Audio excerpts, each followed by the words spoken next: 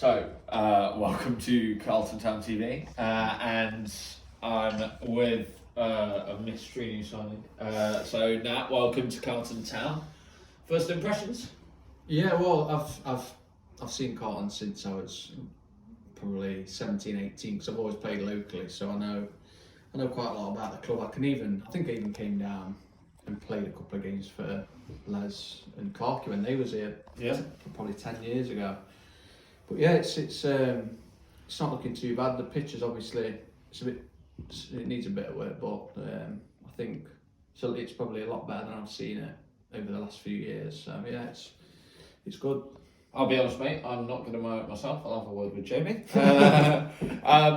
So you come after, let's be honest, quite a prolific career, kind of at this level. Yeah. Where would you say you are in your career?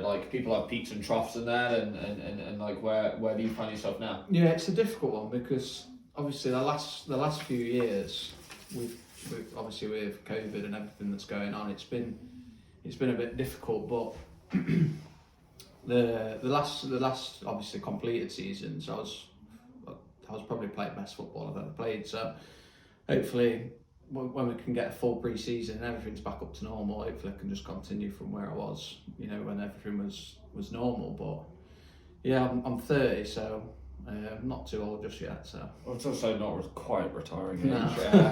No. Obviously, it's fair to say that you spent a reasonable amount of your career with Tommy and Mark. What kind of influence are they on you, and why realistically, the repeating factor? There must be a reason that clicks. Yeah, that's one of the obviously one of the main reasons that I've actually signed Danny. Obviously, I've played for Tommy and Mark. I think I was probably 17, 18 when I first signed at Hucknall, and I've probably played out of my 12 years, I've probably played 9 or 10 playing for Tommy and Mark. I don't know. It's probably because Tommy and Mark they're good man managers. Not the greatest. They don't ever put a great training session on or something like that. But I think they know how to get the best out of the players, and that's probably why it works and why they've had success at this level. You've obviously walked in after, I'd like to say, one season of chaos, but realistically two. Yeah. In terms of COVID. So therefore it's hard to really place where Carlton are in terms of the league. Yeah, bear in mind the league's being restructured also.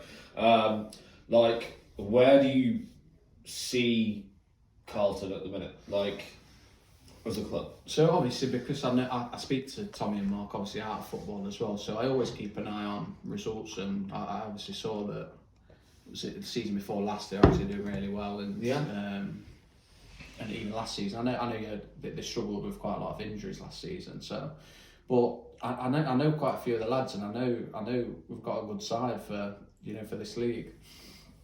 But yeah, I think it's just putting it all together. It's everyone's in the same situation with COVID, so not a lot of teams have obviously been doing much while it's all been going on. But if we can get a good pre-season, and I'd like to think we'd be up there at the next season.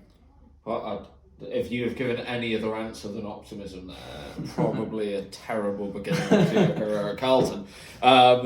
Obviously, do you think therefore that we're still kind of in that place? You said, obviously that season 2019-2020 we were on the cusp of playoffs. Absolutely. Do you feel like we're there still, or do you feel like maybe the squad's progressed from then? Yeah, well, there's only one or two that have left since then. So I've obviously signed, and I don't know. They might. I don't know if they're going to sign any more players, but it's the same squad. So I don't see why we won't be able to replicate what happened a couple of years ago. Do you know what I mean? I know the league's been restructured and whatever, but it's obviously majority of the teams are going to be the same team. So why can't we know exactly what happened a few years ago? So for any Carlton fan who doesn't know you, and they're walking out and they see you on the pitch, what can we expect from you on the pitch? What do you feel like you bring to the game, and what's your niche? So majority of my career, obviously, the last probably 7 or 8 years, I've played up front. I've scored goals, set goals up, but yeah, I'm not obviously. I'm not going to say I'm a box to box midfielder or anything like that. 'Cause I'm not. I do a lot of my work in the final third and create goals and score goals. So, like, obviously, the supporters. I mean, don't get me wrong. I'm sure. Let's be honest. Everyone probably knows who you are. But do you have like a message for the guys, like walking into the club, like? Well, I know. They've not got the biggest fan base, but they've probably got the same fans that they've had for probably a few decades. But, how dare you? I look good for my age. But yeah, I think we've just got to, if we can, if we have a good start to the season, and hopefully we can get a few more down. If we're winning games and picking up results, can get the regulars back in, and obviously try and get a few more in, because it's a massive difference at this level. From having attendance of 100 or 150 to knocking up to 200. Like last season when I was at Ilkeston, and obviously there was crowd restrictions, but it does make a big difference when there's that extra 50 or 100 people in there. So we just need to try and get as many down as possible, and obviously that comes with winning games, or whether it's league games, a cup run, or anything like that. And just in terms of, so for like a little bit of background, so obviously Colville, Ilkeston, Baseford, etc. Like, just to give a bit of background for anyone that, for whatever reason, is watching this video and doesn't know you, like, just so they've got like that player profile, so they know whether to sign you on Football Manager or not. No, so yeah, I started probably my first actual non-league club was at Hucknall Town with Tommy. That was probably 10 years ago, something like that. Might be a bit more, but from there, obviously, I went with Tommy. Went to Stanford for a couple of seasons, and I went with him. I had a few more years with Tommy at Quorn and Mark, and then went to Loughborough from Quorn. We were doing really well there, and Tommy ended up getting the Colville job, and obviously I went with him. And the first year I signed, I think we were bottom 5 and ended up finishing mid-table. And then the next season we ended up getting in the playoffs. We ended up beating Baseford 5-0 in the semi, and then obviously beat Shawley in the final.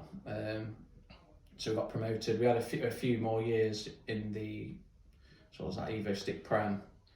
I think I must have, the final season at Colville, I think I scored 31 or something. I ended up going to Baseford. Quiet season, yeah. Yeah, that's not too great, but yeah, just did enough. But yeah, Baseford came in, and obviously they ended up paying money for me to go there. Signed a two-year deal at Baseford. First season, I think I ended up with 29 goals there, so that was under Gandhi.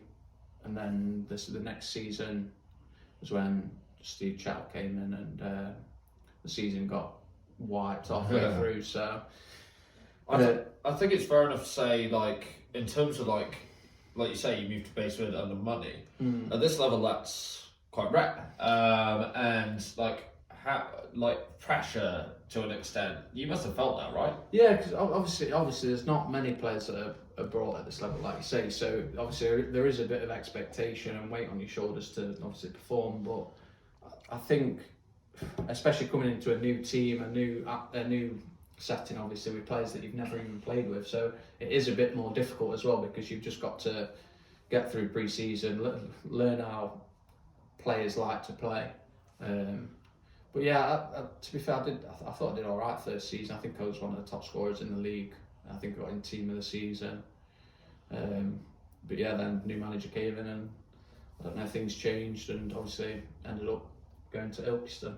Standard dynamic though when a new manager comes in. Well, that's it. He's got his own ideas. He's got his own players, and that's just how football is. Anyone that's been involved in football knows that managers take players with them, and that's how it is. And finally, you return to what you know, which is obviously Tommy and Mark at the helm. So you talk about, to finish off, because as you can probably see, he's got a lovely pint of San Miguel there, slowly getting flat. So to finish off, mate, what I really want to know is how many goals you're going to bang in for us. As long as we have a full season, obviously COVID don't come back. I'd like to anything over 25, 30. That's where I'm aiming. But just so you're aware, I'm holding you to that. I can't afford 10 grand to bring you to the club. The £5 I spent was very well. But that if you don't score that, you owe me another pint of Guinness. Yeah, that's true. I'll buy you a pint of Guinness. Swag. Yeah. Thank you very much. Cheers. No props. Thank you.